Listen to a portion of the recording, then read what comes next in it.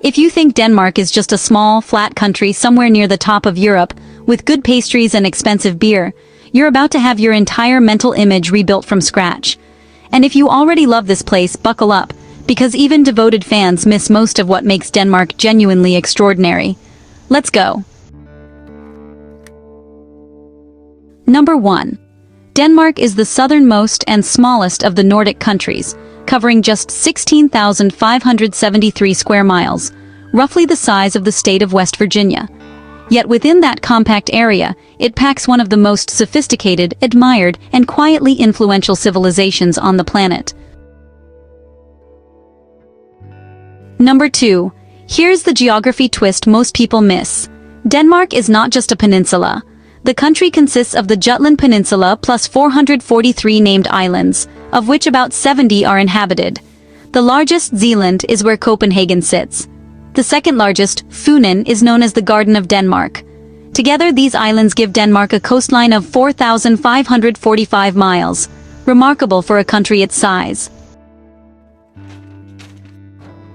Number 3. Denmark borders only one country by land, Germany to the south.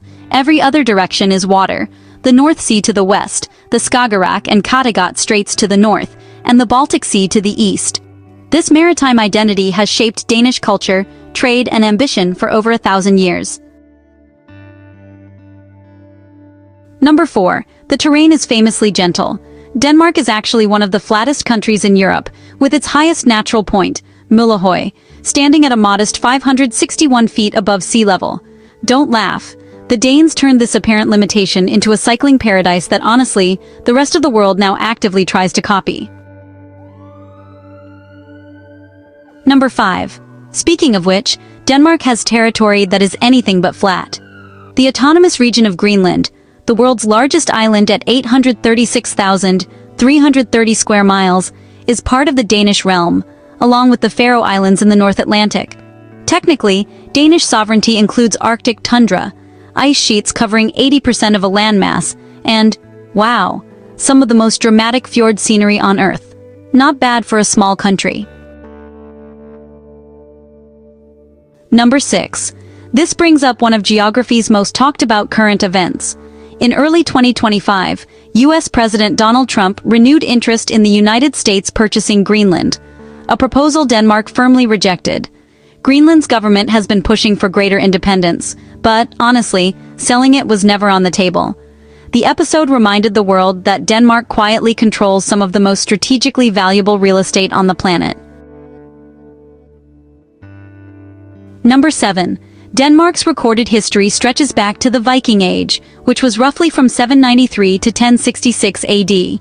The Danes were among the most active and far-ranging of all Viking peoples, raiding, trading, and settling across England, France, Ireland, Iceland, and, well, even further afield. The city of Dublin was actually founded by Danish Vikings. Parts of northeastern England were so heavily settled by Danes that the region was called the Danelaw, and it even had its own Norse-influenced legal system. Number 8. One of history's most powerful Viking rulers was Harald Bluetooth, who was king of Denmark from around 958 to 986 AD. He unified the Danish tribes and introduced Christianity to Denmark. Centuries later, when engineers at Intel and Ericsson were developing a short-range wireless communication standard in 1996, they named it Bluetooth in his honor, combining the initial letters of Harald's name in runic initials. So, every time you connect your headphones wirelessly, you're actually referencing a 10th century Danish king. Number 9. Denmark established one of Europe's earliest constitutional monarchies, with its constitution signed on June 5, 1849, a date still celebrated as Constitution Day. The transition from absolute monarchy to democracy was achieved without revolution, without bloodshed, and with remarkable social stability. June 5th remains a national public holiday. Number 10. The current monarch is Queen Margrethe II, or, well, she was until January 14, 2024, when she became the first Danish monarch to abdicate in nearly 900 years, passing the throne to her son, now King Frederik X. Margrethe had reigned for 52 years, was beloved across the political spectrum, and is also a published author, painter and translator of Simone de Beauvoir's work into Danish. Renaissance is not a strong enough word. Number 11.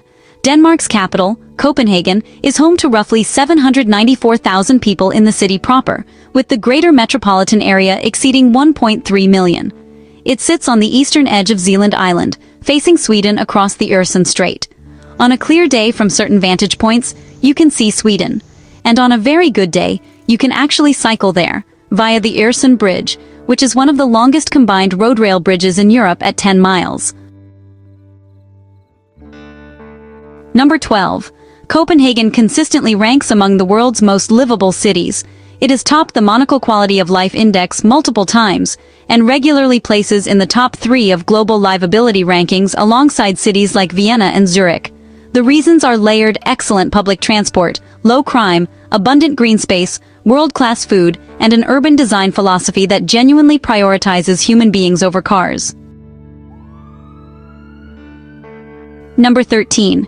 The city actually has more bicycles than people. Copenhagen has, approximately 675,000 bicycles for its 794,000 residents, with over 390 miles of dedicated cycling lanes woven through the urban fabric. Around 62% of residents cycle to work or school every day, not for environmental virtue signaling, but because it's simply the fastest, cheapest, and most pleasant way to get around. Infrastructure made the behavior. The behavior didn't require the infrastructure. Number 14. Nyhavn, the iconic harbor district of colorful 17th-century townhouses lining a narrow canal, is arguably the most photographed street in Scandinavia. What most visitors don't know is that for much of its history, Nyhavn was a rough sailor's quarter, packed with taverns, tattoo parlors, and considerably less picturesque activity. The fairy tale aesthetic came much later. Hans Christian Andersen, however, lived there for nearly 20 years, which does add a certain poetry. Number 15. Hans Christian Andersen is Denmark's most globally recognized cultural figure. Born in Odense in 1805 to a poor cobbler, he became one of the most widely translated authors in human history. His stories, The Little Mermaid, The Ugly Duckling, Thumbelina, The Snow Queen, have been adapted, retold, and reimagined in virtually every language and medium on Earth. Disney's Frozen draws directly from the Snow Queen. His influence on global storytelling is, honestly, immeasurable. Number 16. Another titan. Søren Kierkegaard, born in Copenhagen in 1813, is considered the father of existentialism, the philosophical movement that would later shape Sartre, Camus, Heidegger, and much of 20th century Western thought. He did most of his significant writing in a single decade before dying at 42. The depth of what he produced in that time remains, well, staggering. Number 17. Denmark gave the world Lego, one of the most recognizable and enduring toys ever created. Founded in Billund in 1932 by carpenter Ole Kirk Christiansen, the name combines the Danish words "leg godt," meaning play well. The iconic plastic interlocking brick was patented in 1958, and today, Lego produces approximately 36 billion bricks per year. It is the world's most powerful toy brand by value. The small town of Billund now has an international airport, built primarily because of Lego. Number 18. Denmark is where modern wind energy as an industry was born. Danish engineer Poul Lacour built the first electricity-generating wind turbine back in 1891. Today, the Danish company Vestas is actually one of the world's largest wind turbine manufacturers, and Denmark itself regularly generates over half of its electricity from wind, sometimes even hitting 100% and beyond on particularly breezy days, exporting surplus power to neighboring countries. Number 19. In fact, on certain days Denmark produces more electricity than it consumes, feeding surplus into the Nordic grid. This is all from a country with no mountains, no major rivers, and no geothermal activity, just flat land, coastline, and relentless Atlantic wind. Engineering conviction, it turns out, can substitute for natural dramatic geography. Number 20. The Danish economy is actually among the most competitive and transparent in the world. Denmark consistently ranks in the top 5 globally for ease of doing business, near the bottom for corruption, and near the top for worker productivity. The average annual income is approximately $68,000, and the social safety net, universal health care, free university education, generous unemployment support, is among the most comprehensive anywhere. Number 21. This brings up Denmark's famous economic model, flexicurity, a deliberate blend of labor market flexibility and social security. Employers can hire and fire relatively freely compared to other European countries, but dismissed workers receive up to 90% of their previous salary in unemployment benefits for up to 2 years, with active retraining support. The result is low unemployment, high worker mobility, and minimal fear of job loss paralyzing the economy. Number 22. Denmark ranks as one of the least corrupt nations on Earth, perennially occupying the top spot or near it on Transparency International's Corruption Perceptions Index. Public trust in government institutions, police, and the judiciary is extraordinarily high. This isn't idealism, it's infrastructure. Low corruption reduces friction in every dimension of daily life. Number 23. Like Finland, Denmark ranks at the very top of the UN World Happiness Report year after year. The Danish concept underlying this well-being is hygge, pronounced roughly hygge, a word with no direct English translation that captures the feeling of cozy, warm togetherness, candles lit against winter darkness, good food shared with people you trust, unhurried time. It's not a marketing concept, it's a genuine organizing principle of Danish social life. Number 24. Winter in Denmark is dark. Copenhagen receives only about 7 hours of daylight in late December, with overcast skies frequent throughout the season. And yet Danes maintain some of the world's highest well-being scores through these months. Hygge is partly the answer. The darkness becomes an invitation to gather, rather than a reason to isolate. Number 25.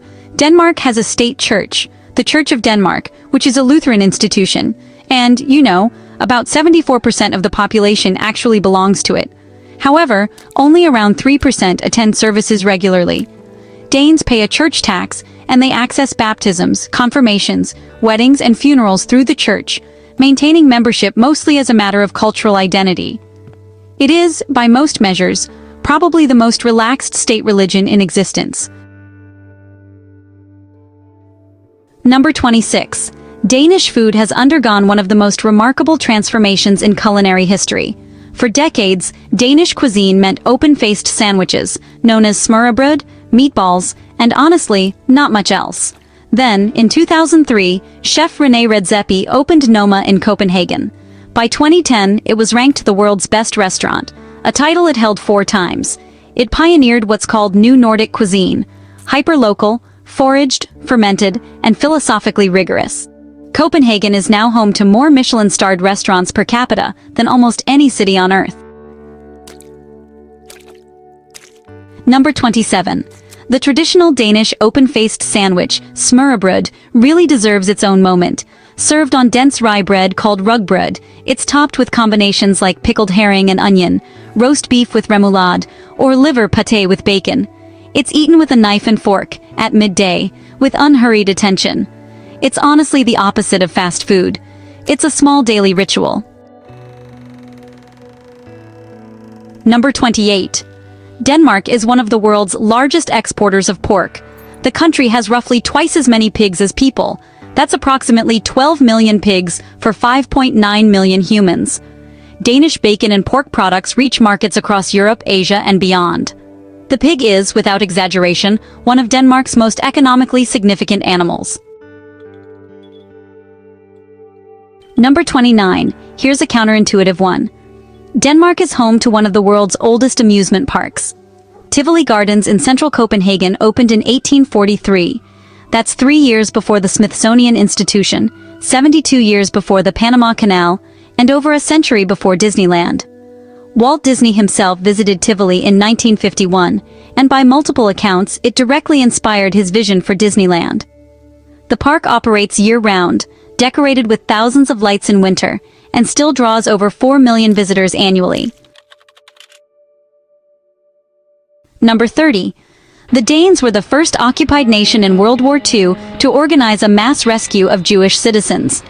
In October 1943, when the Nazi regime ordered the deportation of Denmark's approximately 7,000 Jewish residents, ordinary Danes, fishermen, teachers, neighbors, and even strangers, organized an extraordinary operation virtually overnight. They ferried over 7,000 people across the Öresund Strait to neutral Sweden in small fishing boats. Approximately 99% of Danish Jews survived the war. It stands as one of history's most remarkable acts of collective moral courage. Number 31. Denmark maintains a strong tradition of design excellence. The clean functional aesthetic of Danish modern design, pioneered by figures like Arne Jacobsen, Hans Wegener, and Borg Mogensen in the mid-20th century, really transformed furniture, architecture, and industrial design all around the world. The egg chair, the wishbone chair, the pH lamp, these pieces remain in production decades later because, honestly, they were designed so precisely right the first time. Number 32. The small island of Bornholm, sitting alone in the Baltic Sea closer to Sweden and Poland than to the rest of Denmark, has a microclimate that's warmer and sunnier than anywhere else in the country. It's known for its medieval round churches, its smokehouse herrings, and an arts community that draws visitors seeking something genuinely off the beaten Danish path. Getting there requires a ferry or a short flight, and, both feel like entering a totally different world. Number 33.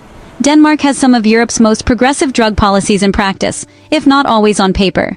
The Freetown Christiania neighborhood in Copenhagen, established in 1971 when a group of hippies occupied a former military barracks, has existed as a semi-autonomous commune for over 50 years. Its open cannabis market has been a source of legal tension with Danish authorities for decades. Yet the neighborhood of roughly 900 residents has persisted, evolved, and become one of Copenhagen's most visited destinations. It is a genuinely unique social experiment. Number 34. Denmark leads the world in organ donation consent rates, having switched to an opt-out system in 2021, meaning all citizens are presumed donors, unless they actively register otherwise. Studies from countries adopting similar systems showed dramatic increases in available organs. Denmark implemented it quietly, practically, and with broad public support. This is how Denmark often works: practical ethics, minimal drama. Number 35. Finally, back to the opening question. Is Denmark the most beautiful country in the world? It won't win on dramatic mountain ranges or tropical coastlines. What it offers instead is something rarer. A civilization that has quietly figured out how to make ordinary life genuinely good. Beautiful cycling cities, cozy winter rituals, food that changed the world, islands worth crossing seas to reach, and a history of moral courage when it mattered most. That kind of beauty doesn't photograph easily, but it stays with you far longer. From Viking kings to wireless technology, from the world's oldest amusement park to the most daring wartime rescue of the 20th century, Denmark keeps revealing layers that most people never expect. I hope this journey gave you something worth thinking about and maybe a destination worth planning for. Take care, and see you in the next one.